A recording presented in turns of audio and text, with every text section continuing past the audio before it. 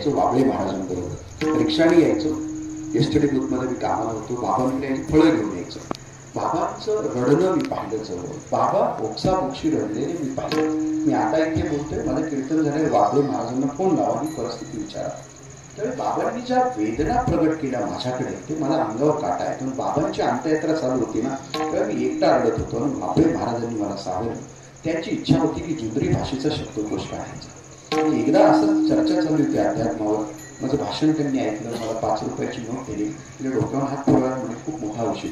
त्यावेळी त्यांनी पटकन बाबांना, त्यावेळी मी चालता बनत नव्हतं, बाबळे बाबा आतल्या खोलीत घेऊन गेले. तर तिथून 2 गाठोडी आणली, माझ्या पुढे बसली.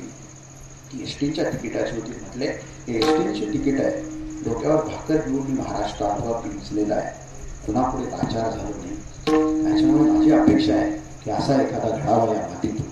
मला वाटतं ते कदाचित रामदेवबाबांची इच्छा पूर्ण करत असेल, अशी ही शक्यता आहे.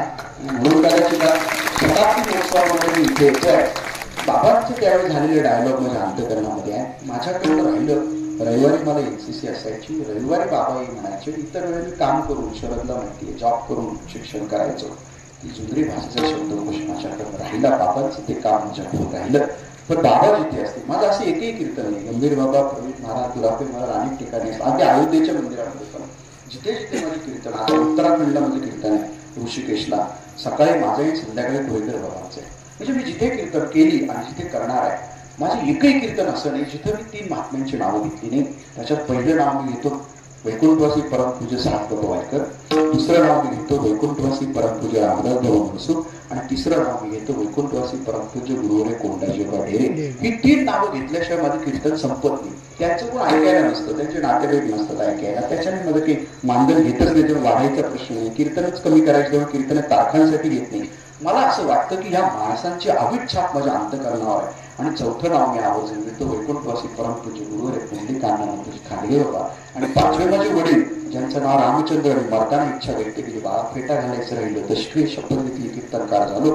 प्रवचन 2000 सालापासून करत होतो, 2003 पासून. पण त्या रामचंद्राचं एक वचन, मेलेल्या बापाचं स्वप्न पूर्ण करण्याची शक्ती किती असते पहा. जिवंत बापाचे स्वप्न आपण पूर्ण करू शकत नाही. मेलेल्या बापाचं स्वप्न पूर्ण करताना या रामचंद्राने 1 वर्षामध्ये त्या रामचंद्रापर्यंत उभं केलं अयोध्येमध्ये. नैतिक अधिष्ठानावर उभे राहा, जगाची फिकीर करू नका, मग आपल्या वासनेवर कंट्रोल येतो. पण हे डोळे आहेत ना, हे डोळे कारणीभूत आपल्याकडनं.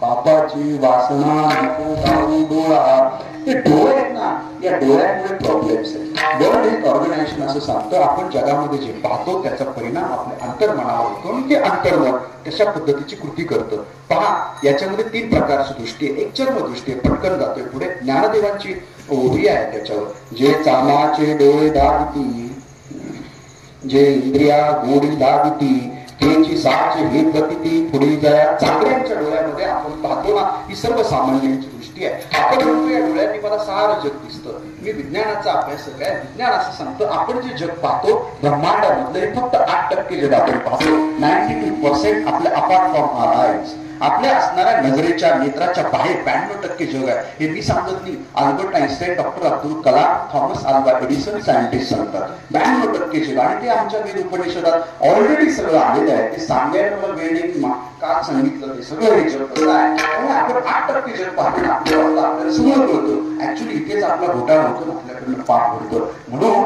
आपण चामाचे डोळे, म्हणजे सर्वसामान्य माणसांची आपली दृष्टी आहे ही जायला पाहिजे. आपल्याला तत्वज्ञ दृष्टी यायला पाहिजे. ज्ञानोबराय पुन्हा सांगतात, काय सांगतात, या उपाधी माझे गुप्त चैतन्याचे सर्वगत. चैतन्याने भरलेले उपाधी माझे गुप्त चैतन्याचे सर्वगत. ते तत्वज्ञ संत स्वीकार की, हे तत्वज्ञ संत जे राजवंशाची दृष्टी आहे. दूध जसं राजवंश तसं आपल्याला जीवन जगताना डोळ्याने जे पाहतो, एक फिल्टर लावावं लागेल.